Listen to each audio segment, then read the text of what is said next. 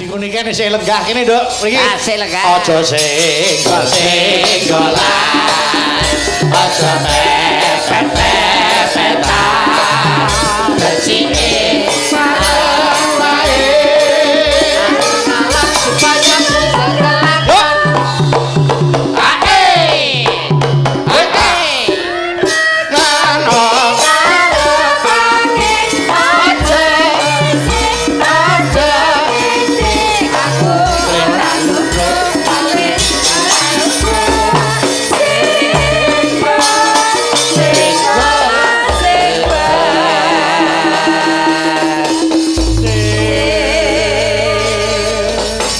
Iki monggo adikku nikane piyai sing ngabehi kok. Wah saestu Tembang klasik ya ora balekke, tembang saiki malah saya menguasai. wah Lagune tembang kene kan iki rumangsaku kok mesti viral rasane mesti kecekel. pancing nggih menika menapa winastan utawa pikantuk julukan enggal ratune campur sari. Amin. Hebat. Mbak Niken, Dalem. maju ke depan niki wonten bebungah 50.000 ora perkara akeh sithike ning diasta. Matur nuwun. Mas Yuda, Nggih, maju ke Mas. depan Nggih, Mas. niki enten bebungah Siap. 50.000. Mbak Dun. Mas Modal, maju ke depan. Enek layang diwaca. Monggo Mas. Monggo radi maju mriki sing ngono. Mriki. Monggo. Do meteng Alah. Kok iso Ngapal kok kok iso do do meteng meteng iki lho. barang. Dumateng. Dumateng to. Dumateng Mas Dalang Bayu Ijo Bayu Aji ya bayi ijo. Jampi Jawa. minta lagu 1 Sambel Kemangi, 2 Onang-onang, 3 Elo-elo geber, Ku ya apa? 4 Kok saya lo geber yo. 4 kerakyatan yang dipimpin Mbok maca sing tenan lho, saiki lagu apa? tembang anu Sambel Kemangi Sambel Kemangi, saking sinten? saking keluarga Barokah Amin. Lho, kok saya Lembah Barokah amin iki lho. apa iki? Lembah kuwi lho. Lembah Penang Blenok penanggungan. lah Blenok anu ilang Watu. penanggungan watu Kosek. watu kosek Kuwi anu weh pendemen urip-uripane ngono timbang aku malah budreg gak siji. Sing cari dhewe lho apa?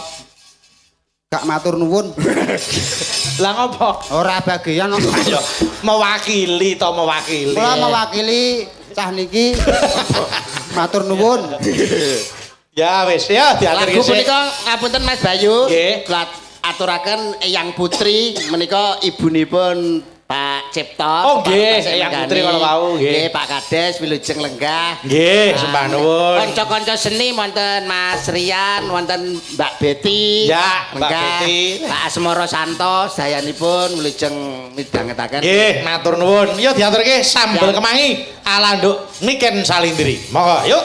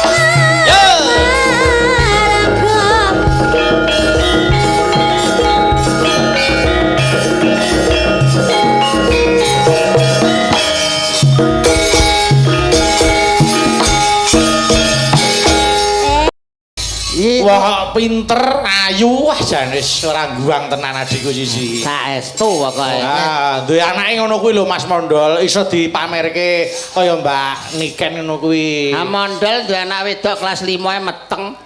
Ngawur kowe. Kok iso ngawur? Wis nglairne kok. Malah Tak wis kira ora metu. trimo. Ngono malah bangga, batino. Ora cetha. Arep ngomong apa kowe? Nuwun sewu niki Mas Petro, niki wonten pamundutan. Apa? Ah. Oh, njaluk dibundut awakmu. Maksudnya njaluk lagu lho. Oh, Ya apa? Napa lagune? Welung. Lewong. Lewong. Lewong. Lewung. Kok iso welung iki lho. Lewong. Lewong. Iki lho Pak, iki lho. Anu keserimpet untu. Nggih, lewong, yo lewong diaturke. Nah. Aku tak njuk tulung Mbak Niken ben dikancani, Sinten, dikancani Mas? karo Mbak Fahmi. Oh, Mbak Iya. Fahmi, cacak. Kene yo Mbak Fahmi, kene mentaram. Terus. Oh yo. Ae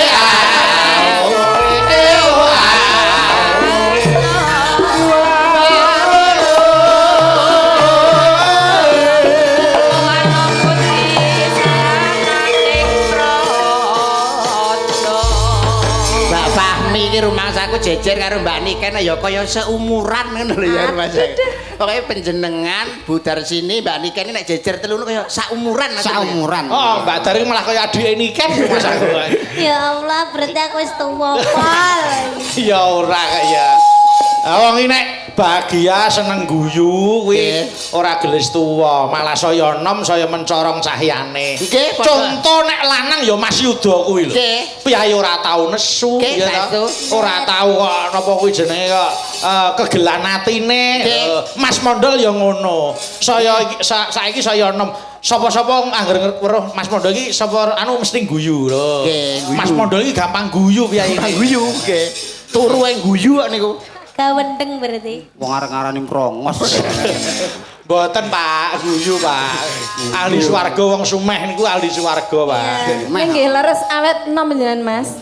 Lah niku dereng tukul Napane? Rambutnya. Pancen iki pun kula rondap. Awet enom matur meso sabareane karo iki tok. Nggih, wis diaturke. Ayo. Nah, Mbak Fahmi lenggah. Ayo sik Lenggah. iki jatahe Dini. Oh anu sik Eka sik wis Eka. Rene Eka. Oh, mentaram. Truk. Oh yo.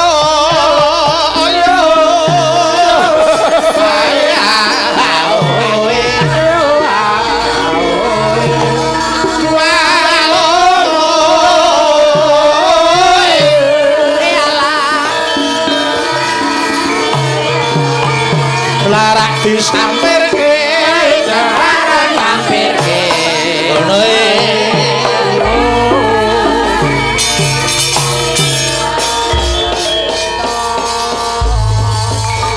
Nah, yes. Nuwun sewu Mas Bayu. Pripun Mas Mondol? Niki enten sing ngersake anu lagu manis. Oh nggih, manis. Nggih.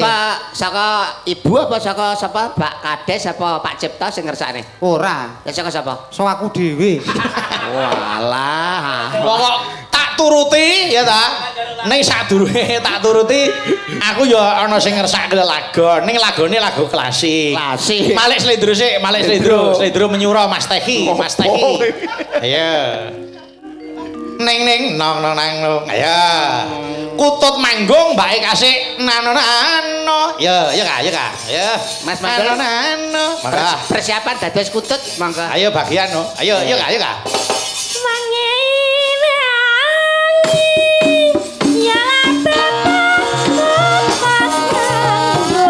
Dua lolo.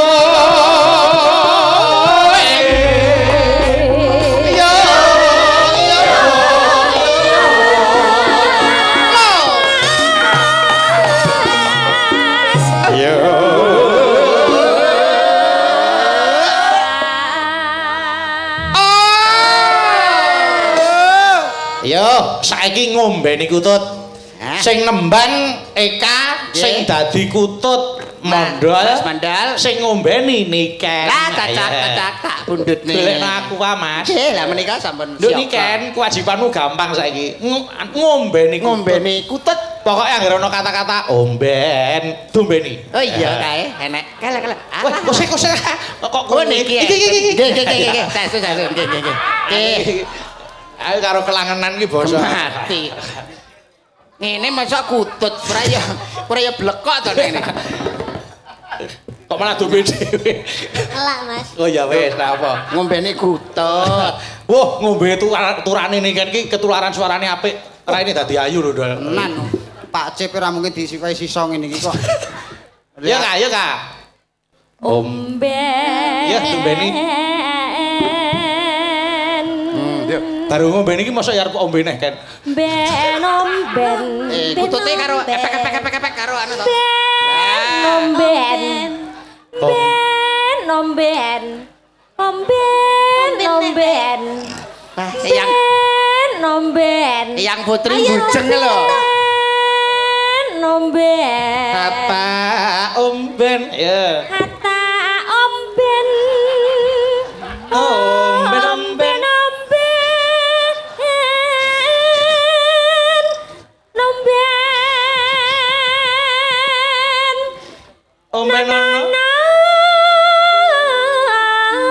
Nono sih. Si enek umbene neh, Mbak. Iya. Si mulai mboten. Ya. Ya. Kutut kuwi ata omben. Omben ono.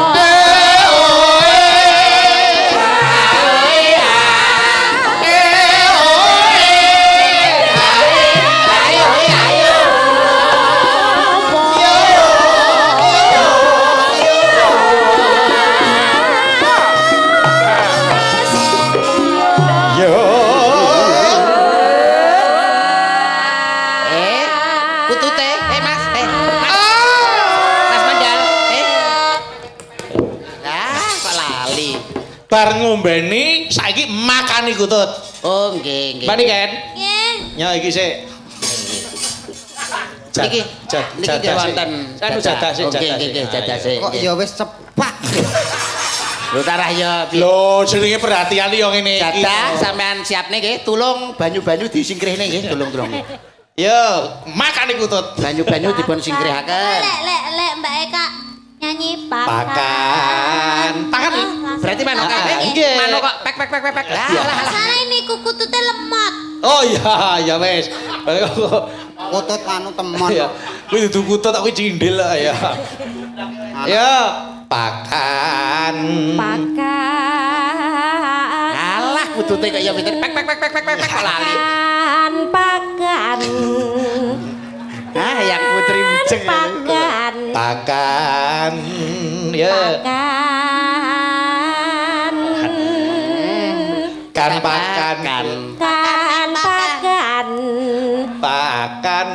Pakan. Ono. Ketinggalan kirang, Mbak. Kurang iki ganti jenang genti. Jenang, sae, jenang. Pakan. Jenang, sae, jenang. Anjingane karet ban terus. Karo mas aku apa-apa kolu to. Yo. Enak cakil.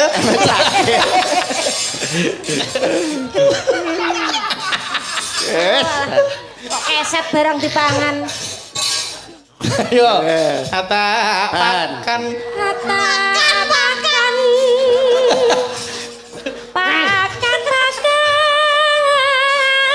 Banyu-banyu disingkirne.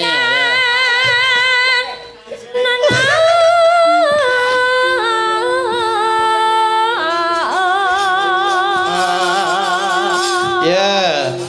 Mas, asli kekelenturan aku, Mas. Ngapa ta? Pake plekian ku lho anake lah kok guyang-guyu lho anake lho. Niku putrane Mas Mondo. Anake lho iso seneng pake plekian lho. Anake lho malah cengengesan lho pake kaya ngono. Matane gue kowe. Senenono Dol. Oh alah. Rangkrek jadah. Tak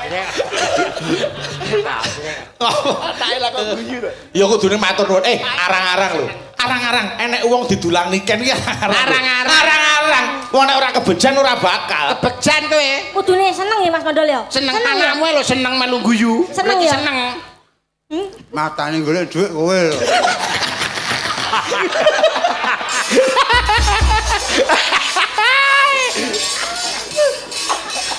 Ya.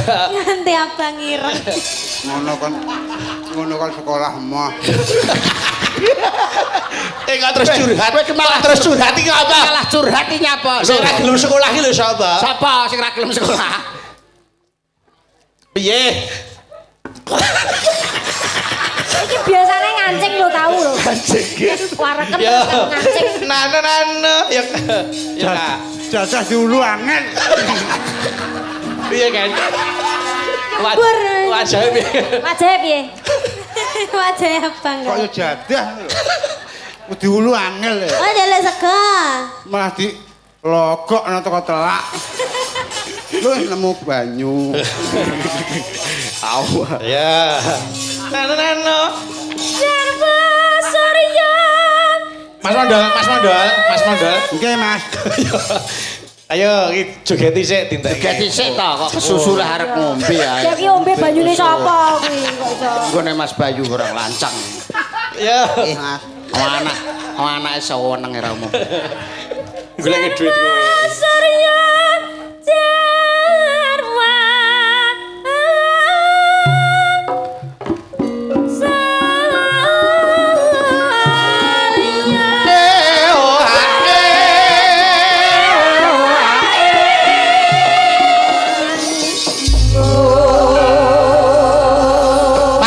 Terima kasih wis diaturke. Ayo aku tak nuruti Mas Mondol ganti. Siap. Arep nembang manis lah. Ayo. Oke. Mbak Eka kowe aja ngalih sik. Sing nembang manis Mbak Niken karo Mas Mondol sing ngendang Nika. Ayo. Oh, Ya, diaturi ngendang. Kula mriko nggih. Mriko mawon. Ya, Ning kono lho. Rono ya ora apa-apa. Wong kendange ning kono ya mrono kok. Yo Aja nesu to. Aja nesu to. Aku sayang karo kowe Ya lho. Allah. Manise. Gila. Eka lho. Manise. Alah. Ora Ya apa-apa nih. Ora mbok ngene to? Ora. Apa kok? Ngenekno. Oh nganggo pacul gelem. Ayo. Kene. Ayo. Mbak Niken kuyang. Ayo kene. Manis. Ayo kene ayo ka mapaning kendangan. Kula kintunaken dhateng pepundhen kula saking Pacitan menika besanipun Pak Cip. Oke, ugi besan saking Banyuwangi. Terus Putri. saking Banyuwangi. Pak Kades, Eyang Putri, sayanipun keluarga besar Bapak Cipto. Nggih. Yo. Mas Mondol. Nggih. Sing ndang dites kuwi iso ora? Yo. Tesen dah. Iso ngendang tenan apa ora kuwi?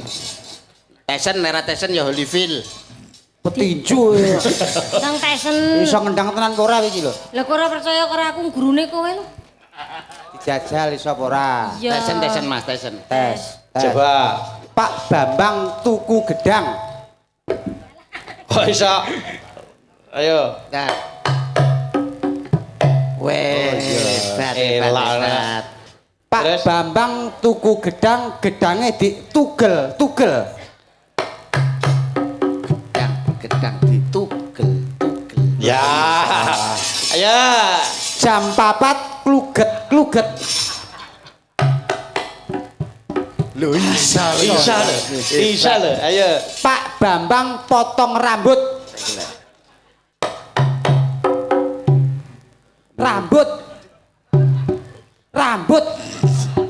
Kuwi ya rambut ning yo nggone beda. Oh, tak suwek tenan ambene. Iki rambut apa? Rambut apa? Jempol. Rambut yang lainnya. Kathah lepat di Agung Pangaksami, Mas Yudo. Nggih, Mas Bayu. Luar biasa dalu punika Mas Bayu. Pripun Mas Yuda? Para sutresna budaya tasih kepareng nenggani ora kalong malah kepara tambah ingkang kepareng mirsani dalu punika. Nenggo jenengan, nenggo Mbak Niken. Nggih mirsani panjenengan. Hebat luar biasa. Dasaripun wulanipun nggih wulan sae lho Mas Bayu. Leres. Jenengan kala wau ngendika menika wulan Sura. Nggih. Sura menika tegese mesu raga. Raga punika ragangane awak sing rina wengi diragoi nek reget ya kudu gelem ngragati. Nggih. Raga ragangane awak sing rina wengi diragoi nek reget ya kudu gelem ngragati. Tur wulan Sura punika tumrapipun piyayi ingkang ngrasuk agami suci agami Islam wulan ingkang luar biasa. Leres. Napa melih tanggal 10 Sura punika banyak kejadian-kejadian luar biasa yang terjadi di tanggal 10 Muharram. Antara lain Salah satunya Kanjeng Nabi Ibrahim terbebas dari kobaran api pada tanggal 10 Muharram. nggih. Nabi Nuh terbebas dari air bah laut banjir bandang pada 10 Muharram. Nggih. Mulane tanggal 10 Muharram ya luar biasa hebat Mas Mondol. Luar biasa hebat padha karo aku. Nyapa? Tanggal 10 Muharram ya aku terbebas dari Bank Mekar. Kok iso? Oh iya. Ya mergo ana tanggapan. Mulane wulan Sura wulan sing wingit tumrape piyayi Jawa ki kanggo lelaku, kanggo tirakatan ya hebat. Wingit niku dalam tanda kutip akeh sing mengartikan beda-beda lho Mas. Leres nggih. Sing kula karepke sing jeneng wingit niku tegese wulan yang diridhoi atau yang diberkahi. Leres, Gitu. leres. Aja tegese kok ora wingit dalam arti terus di Negatif, medeni-medeni nggih, niku boten. Boten. Melanipun cocok damel lelaku tumrape piyayi Jawa wulan Nggih. Sura niku nek damel ngumbah utawa njamasi pusaka nggih sae sanget. Nggih. Keris. Niku ngeten, nek kula Nggih. sing pemanggih kula ora Nggih. kok teges mendewakan keris niku mboten. Mboten Pamriye mun gen gampang sing ngeling-eling. leres. Sura iki tak kumbah, sok sura tahun ngarep tak kumbah. Nggih ta? Nggih. Dadi petungane nggo ngeling-eling. Ngoten. Laras, wong pusaka menika tinggalane para leluhur ingkang pari kedah dipun uri-uri, Nggih. malah kepara keris sekarang sudah diakui dunia menjadi benda yang ada di Indonesia. Leres. Pun diakui oleh UNESCO, UNESCO. diakui oleh dunia. Ya wayang, ya keris, ya batik. Nggih, melanipun kedah diuri-uri tanggal setunggal kalau wingi. Nggih. Kula nggih sampun ngumbah pusaka, ngumbah keris. Alhamdulillah. Keris kula umbah tenggene empu ingkang pono ing babagan pusaka. Oh nggih. Keris Nggih. panjenengan sampun panjenengan jamas. Pun wis kula warangke barang kok ya. Siap. Kerismu wis mbah-mbah. Ya wis, Neng ndi? ning Baben. Aduh, Gusti. Apa kono enek empu ta? Tak tekan coba. Jamasi keris utawa ngumbah pusaka ki ning nggone empu sing pono ing babagan pusaka nggone empu, Mas. Baben ora mung empu, Lah apa? malah empuk banget. Oh, tak suwe lambene tenan kok. Kok iso tekan kono Iki omongan tenan ya guneman tuwek lho. Genoman tuwek, mulane wong ki awakmu ki saya tuwa ki paling ora ki pengalamanmu ki sing saya piye ngono lho, sing saya akeh nggonmu pengalaman. Wong ki aja lumuh ngangsu kawruh, aja sungkan golek pengalaman. Mas ya kowe iki wong enom nek karo wong tuwa kowe iki hormata bektiya karo wong sing luwih tuwa. Merga wong tuwa kuwi menang pengalaman mesti luwih apik tinimbang sing enom. Kuwi lho rungokno kupingmu. Wong tua Luwih apik tinimbang sing enom sebab wong tuwa ki mangane uyah wis akeh pengalamane wis akeh tinimbang wong enom. nek wong nom kurang pengalaman, Ya. kurang apik. Kurang apik. Kowe roh Sengkuni, Sengkuni ngerti, kowe roh Puntadewa. Puntadewa ngerti. Sengkuni karo Puntadewa ki nom ndi? Ya nom. Tuwek ndi? Tuwek Sengkuni. Sengkuni ki apik ndi karo Puntadewa? Wong tua apik. Sengkuni ki apik kelakuane. Lha ngono iki sing mbok nggo contoh ya aja wayang to, Mas. Lha ki ning wayang Lho paling ora ki ya panganan daharan iki kan kena nggo contoh. Apa wae angger tuwa kuwi mesti luwih enak tinimbang sing enom. Contone pelem, pelem kan nek tuwek, legi, tapi nek enom kecut, gedang nek tuwek, legi, nek enom sepet. panganan apa wae kuwi nek tuwek mesti luwih enak tinimbang sing enom. Rungokno kupingmu. Kabeh-kabeh mesti mbok pesthekno iki lho. Lho iya to, panganan apa wae angger tuwek ki luwih enak tinimbang sing enom. Ora mesti. Kok iso? Bojomu tau jangan bung. Tau kelan bung ora?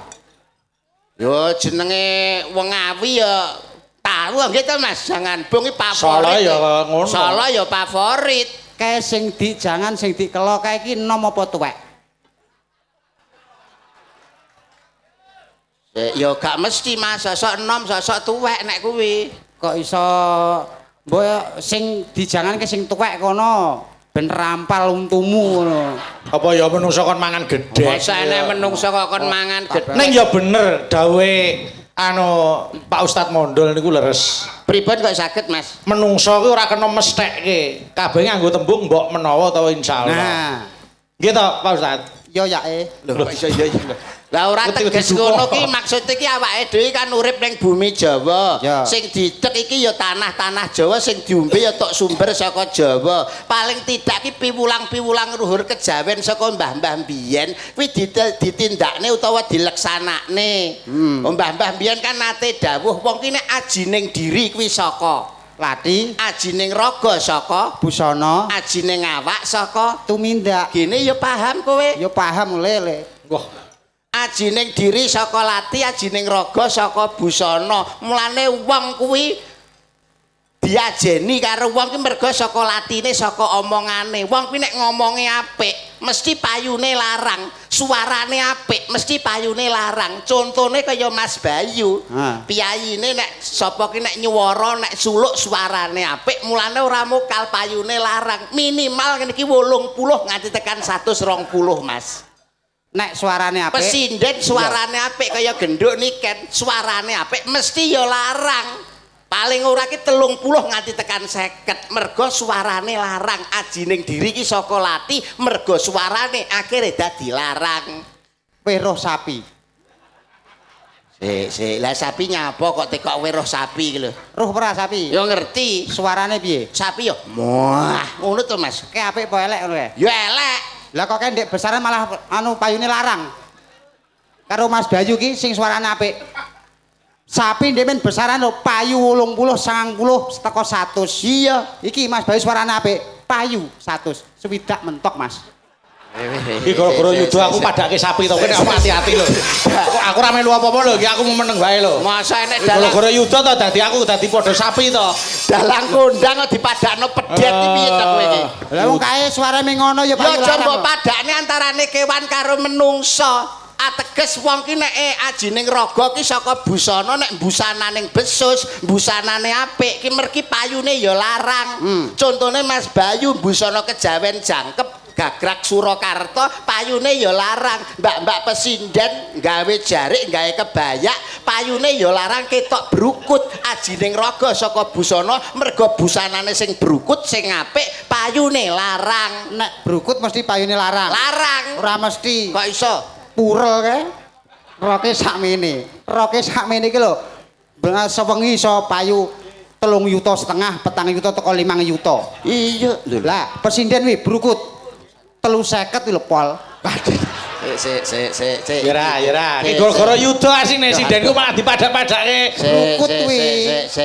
Sik kok tekan kono to kowe iki kok iso. Lah aku manut omonganmu nek brukut mesti larang. Ya. Pur kae sakmene ya payu 3 yuta, 4 yuta teko 5 yuta. Aku tahu sewengi entek 10 yuta barang. Neng ndi lho kuwi? Ning Karangsono ya. Alah. Tekan Karangsono barang iki. Ya ora ngono kuwi. Kabeh ki aja mbok gebyah-uyah, Mas. Gebyah-uyah padha asine. Paling ora awake dhewe kudu bisa memilah dan memilih endi sing elek, endi sing apik. Conto nek barang apik ya ditindakno. Contone kaya panjenengane Pak Cipta bengi iki. Ya. Ngenekne pagelaran wayang kulit iki beteke mung apa to nyenengne para tangga iki sedekah rasa. Jenenge wong ki nek sedekah kuwi ora roboh, Malah bakoh, ora melarat, malah kuat, ora rugi, malah bathi, ora lokak, malah kebak, tuna satak. bathi sanak. Lho pahami jane Mas. Jane ngene iki jejeg lho, omongane jejeg ngene. Jejeg jane. Tahu mau niki dijejeki wong barang ya tahu. Ora kok kuwi jejeg omongane iki tegese omongane iki gathuk ngono lho. Genah ngono lho iki wong ki nek gelem sedekah, Ora roboh malah bakoh, ora melarat, malah kuat, ora rugi, malah bathi, ora lokak, malah kebak, tuna satak. bathi sanak. Mulane wong ki wis paham, Pak Cipta barang ki wis paham nek bondo mono mung titipan Mas Mondol. Bondo kuwi titipan saka pangeran saka Gusti Allah, mulane disedekahke diweneh-wenehke diserahke marang sapa sing berhak nampa. Minimal 2,5%. Cocok kuwi jenenge wong hebat, jenenge wong apik, jenenge wong mulia. Bondo disedekahke diweneh-wenehke. Kliru we. Bondo meng titipan kowe dosa we. Lho, piye to iki bocah piye to jane? Lho, jeremu bondo meng titipan. Bondo titipane Gusti Allah. Lah iya kok malah mbok wewehno wong akeh. Lah kudune Diopeni. Misale ngene. misale Awakmu nitip sepeda motor, engko bakal mbok jimuk ora? tak jupuk wong aku titip. Nitip helm, engko bakal mbok jimuk Helm ora? tak jupuk wong aku titip. Padha karo kuwi Gusti Allah ki nitipne bondo donya kuwi ki ora kon ngewehne wong akeh, kon ngopeni. Engko nek sak wayah-wayah Gusti Allah takon, "Do, bondo sing tak titipne kowe kae mbok kae ndi?" Pun kula wewehne wong akeh. Ayo ijoli, arep mbok ijoli nganggo apa? Gak lho ki jane melo aliran apa to cah iki. Jangkrik nana. Angger apik ngarep kok burine mesti menclek to aku gumun karo. Iki lho jane iki pemikiran apa lho Gusti Allah padakne karo mara tuane lho. Wong titipan kok. Gusti Allah ki Maha Rahman, Maha Rahim Mas Mondol. Ya. Maha welas, Maha asih. Tur meneh ya Mas Mondol. Gusti Allah mono ora sare. Lah, nek Gusti Allah sari sing wani nggugah sapa? Ngene iki lho Mas, ngene iki lho Mas. Ora kena dijak omongan kowe iki. Ora lho iki jane paham sing tak omongne apa ora?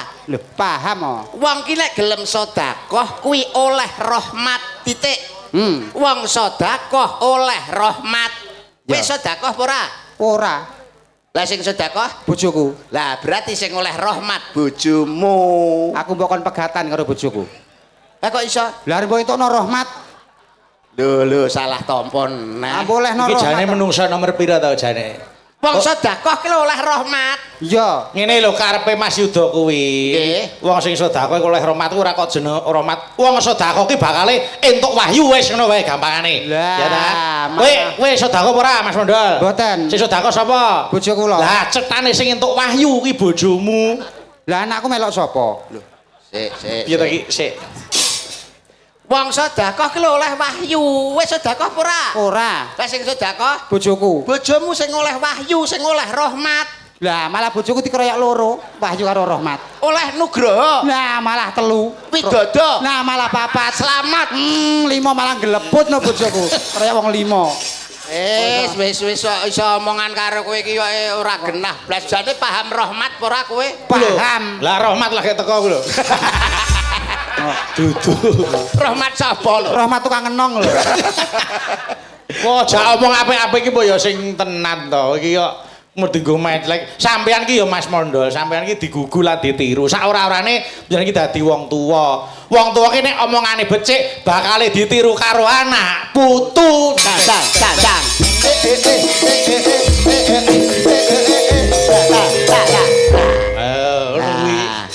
Mula Mas Mondol, omong sak omong ki sarwa diati-ati sebab awakmu ngono wis tuwa. Ha. Nek wong tuwa paling ora omongane kudu sing becik.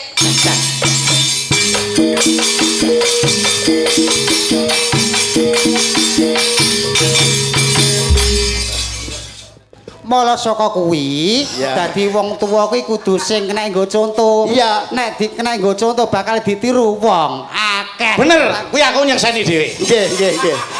Lah, Contone guru. guru Guru lan ditiru. Lah murite mesti tiru karo gurune. Nggih. Mula dadi guru ya kudu sing ati-ati, ya ta.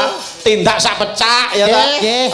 Apa omong sak kecap kudu ditata. Mergo nek ngantek guru ra iso dienggo contoh, murid ya dadi bubrah. Dak.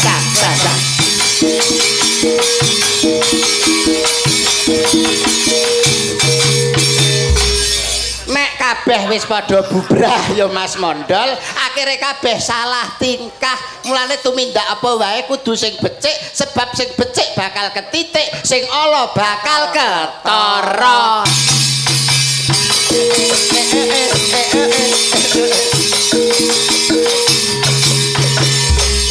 Mula saka kuwi kanca-kanca kabeh aja karepe dhewe. Mula kuwi dadi wong kudu sing apik. Becik ketitik, ala ketara. Nggih, leres niku. Dang. Ya pancen kudu ngono. Dang. Tak gameli dhewe, Ding. Kalah gameli dhewe. Apa kowe ngerti tabuhan apa ngerti gamelan? Nabuhi dhewe ora percaya kaya yogane. Elah kaya ngerti-ngerti ya gamelan ae. Ngenyek ngene iki lho. Elah aku no maido. Adek kaya iso-iso nabuh. Rempeyek mbok rempeyek. Tapi Mas, Aja diremet-remet. Lah terus. Ngenyek iki ya ngenyek ning aja banget-banget. Lho nyatane lho. Aku ngomong ditabuhi. Mas Yuda ngomong ditabuhi. Sampeyan ngomong kok nabuh dhewe apa ngerti tabuhan apa ngerti. Ayo. Lah sampean iki kurang kulak pawarto. Siapa sing ulang tahun? Oh iya. Kurang kulak pawarto. Ya, siapa sing kurang kulak? Angel ngomong ngene iki Pak Cebak ya rugi ya. Bayar larang. Piye ta piye Mas Yuda? Entek ora trimo ngopo dhek Mas Yuda? Dibayar larang kok. Aku ki ora ngomongane sing ora cetha. Tegese sing dikarepne mondol ki ora apa ki kurang pawarta adol pangrungu. Nah, iki mondol ki sejatine sapa? Traing Kusuma rembesing madu, tedhaing Andana Waren mijiling Amorata apa lak ya ngono to Mas Mondol? Iya ya Lho. Iya, kok iso nyepelane. Mas Mondol menika salah setunggale Mahawiku, Mas. Termasuk Dwijawara Hambrengeng. Niki lho Mas. Elok tenan. Lho Kok ngenyek modele awake dhewe iki menapa badhe ditus? Dites. Dites. Kaya uyuh ae ditus. Dites, saiki dites Mas Yuda, dites. Oh nggih. Oh senengane kok ora percaya karo krawitan kok tabuhi dhewe kok. Berarti sampean iso gamelan-gamelan ki iso kabeh. Lah hafal kabeh no kok iso. Kuwi jenenge apa Mas sing gedhe dhewe? Iki jenenge kempul Wah, ya iso muni. Ampre iso muni. Dituthuk. Weh, paham ternyata. Ya. Lah kae Mas sing bunter-bunter nang pojokan kae. Kae iki bonang. Ya iso muni. Iso muni. Ampre muni Mas. Dituthuk. Kuwi Mas jenenge apa? Kuwi demung. Ya iso muni. Iso muni. Ampre muni Mas. Dituthuk. Suarane. Suarane ning ning nong nong ning ning nong. Lah kae Mas jejer-jejer akeh. Kayak pesinden no. Ya iso muni. Iso muni. Isone muni. Ya dituthuk. Suarane. Aduh.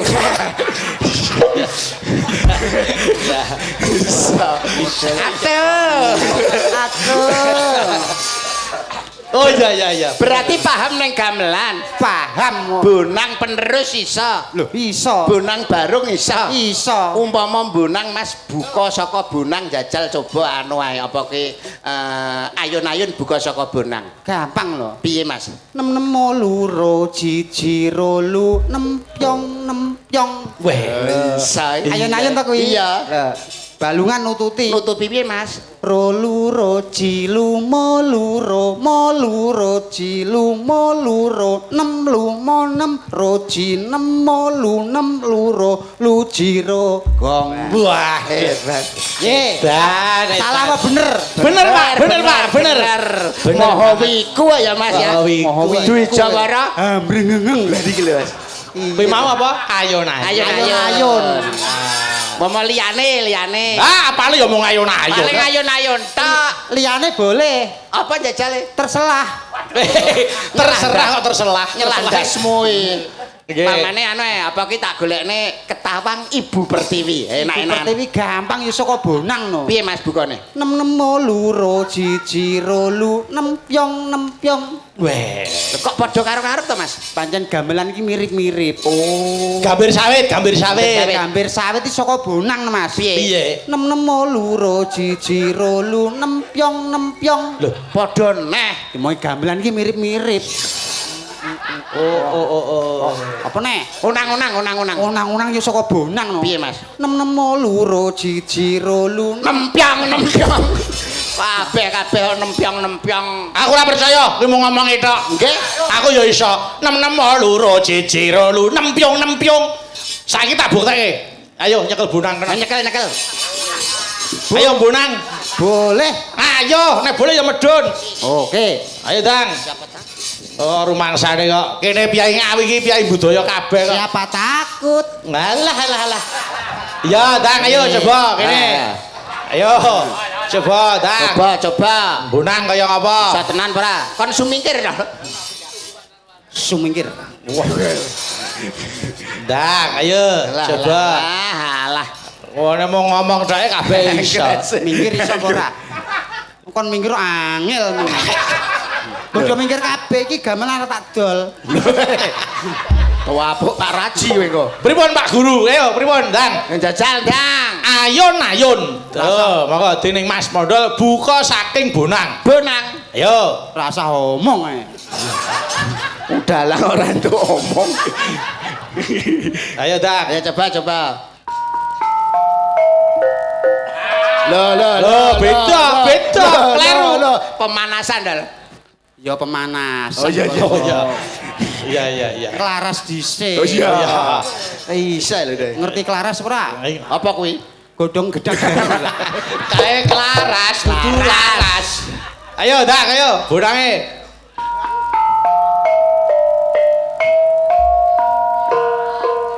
Wah, iya isa hebat. Terus demunge piye mau? Demunge. Piye? Demung langsung nututi rolu roji lu. Oh, saiki pindah ning demung. Coba isara. Coba. Pindah demung. Ayo. Buka bonang Langsung pindah demung. Nyolot demung. Ayo, buka bonang sik. Ayo. Enek panjak ngolah ngalih. Lho jenenge nyontoni murid-murid iki ngono kuwi ta, Pak. Digatekne, kanca-kancae digatekne karo muni ndol. Kanca Abdi iki mbiyen wong jaranan kabeh dadi ora paham ngene iki. Kanca-kanca rungokno tak contoni. Bonange iki lho malah mbok tinggal. Lho, bonang sik terus lagi Demung. Aduh. Piye to, Mas? Mas iki kok. Ayo, Dang. Nah.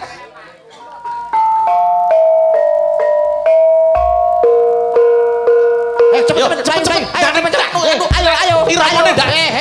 Iramane ki lho. Iramane. Lah kok ora ngomong. Cepet to. Iramane. Lah, ayo. Ayo. Demunge piye?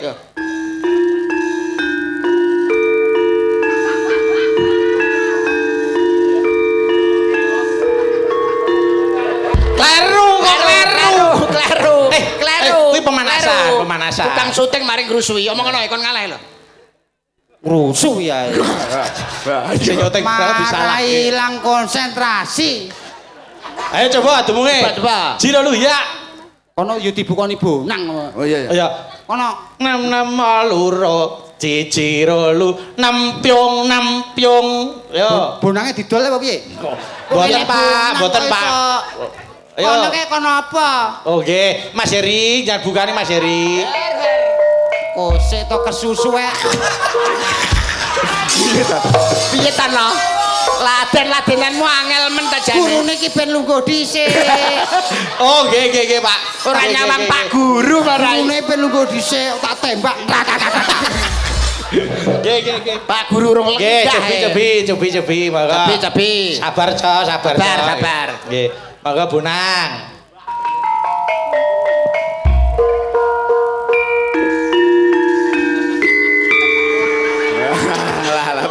Piye nek kok iso nesu neh lho. Sing benang apa? Dioyak maling no. Piye ta? Sing irama. Iramane kecepetan ta, Mas? Cepeten kaya dioyak maling ae. Alon ae.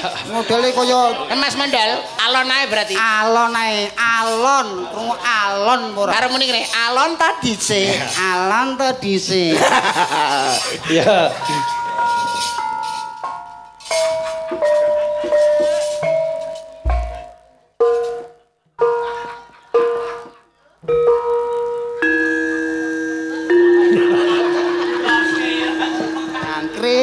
Cangkrik bare kok ngopo padak esuk. Kok salah nek piye to, Mas? Mulane dibukani nganggo lambemu dhewe wae. Bukan ana dhewe lho. Dibukani dhewe. Kabeh kleru. Ya dibukani lambene dhewe. Ayo Ayo. ngono ndek ya usul. Usul apa? Usul bayaran njaluk mundak. Ndang dibukani karo lambene dhewe. Ayo, Ndang. Dhewe, Ndang. Iramane men pas. Ayo. 6 ayo. Rasah marai. Oh, nggih, Pak. Ayo. 6 loro ciji rolu nempyong. Lho, piye? Meneng sik to. Aku mari nek ngomong ngene pecah ndasku. Pecah konsentrasiku. Pecah konsentrasi kok pecah dase. Wis rene. Oh, marai budrek kae. Lu roji.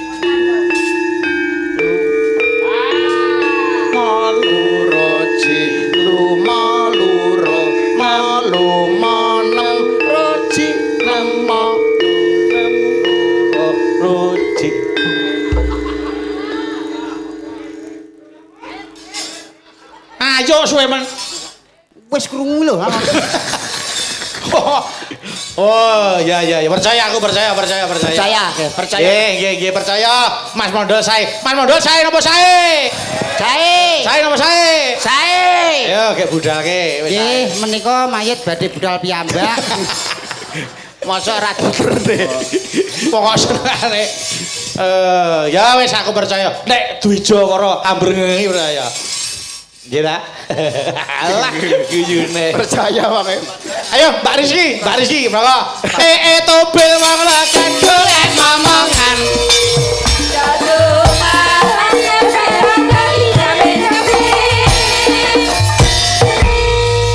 Terima kasih. Aku tak nyuwun Mbak Rizky, anu Mbak. Nggih. Kula nyuwun Nyidam Sari diaturke. Nggih, Pak Bayu. Dibawani. Kula nyuwun tulung kanthi sangat sing bawa Mas Yuda coba. Siap. Tamu sak Nggih. cengklingan kaya Nggih. ngapa suarane.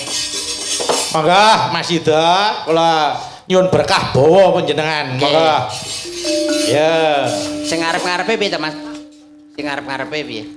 Pak Men tahu. Lah Dudu kowe. Kuwi kok iso. Ora sida asih kok iso pamin tahu. Pamintaku kok pamin tahu. Ayo. Monggo. Duh wong ayu. Duh wong ayu. Alah lah suarane apik. 100 kagem panjenengan. Suwun Mas Bayu, suwun. Ayo sadar. Bengi iki kok mbrodol aku. Kita yen tok panjer ngene carik. Ayo. Pepujaning ati. Atut. Udu. Sing ngongkon sapa? Ayo. Kaya ngene wong nandang asmara.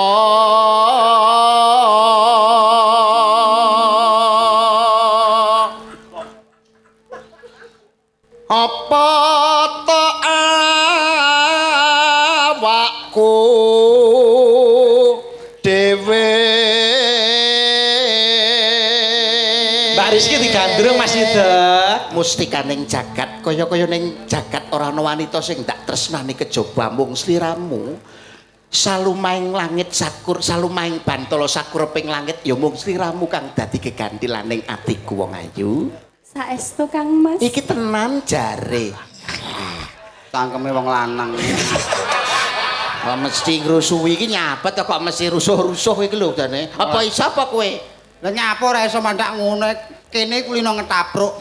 Dobrak. Ngetoprak. Apa iso kowe? Ndak mbir ngono ae. Iya. Bir Coba coba. Coba. Coba. Duh dewa. Coba. Maraina. Mboten Pak. Ayo, mboten. Duh dawa. Dewa. Duh dewa. Jawata gong.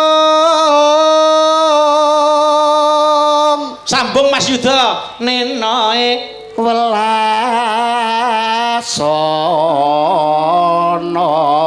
mring wak mami. Alah Mas Yuda suarane apike. Itu hadiah iki lho tak hadiahi satu. Sun Mas Bayu. Jelas banjir kok cari. Jalbun Jelas ki panjer ngene cari iki jelas. Akeh bengi iki kok. Iya. Biasane iki 200 sih mentok. Timung tak etong wis 500. Banjir kok tindal. Panjer ngene cari. Tapi aku ora bagian ya dosa karepmu. Ya coba Mas Mondol. Coba. Sing apik ndak ben oleh. Cair ora. Kowe kok iso. Piye ta kowe iki? Yo. Upama sira Nak maraina. mboten ayo. Umpama no sira nah kodho. Alah apike suarane Mas Mondol. Ayo dinteki sik tembange. Ayo. Ayo. Jangkrik ya semangat.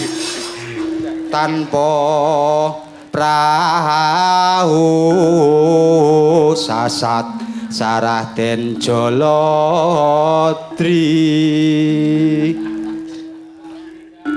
Apik ora? Apa Pak? Ayo. Masa ora ketang selawe ra metu.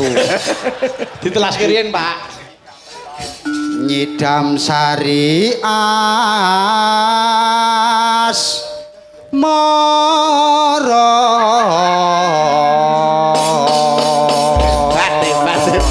Saiki, Mbak. Wah, saya sangat ini. Jas. Wong Jas, Pak. selawe ya ora metu lho. Njaluk apik.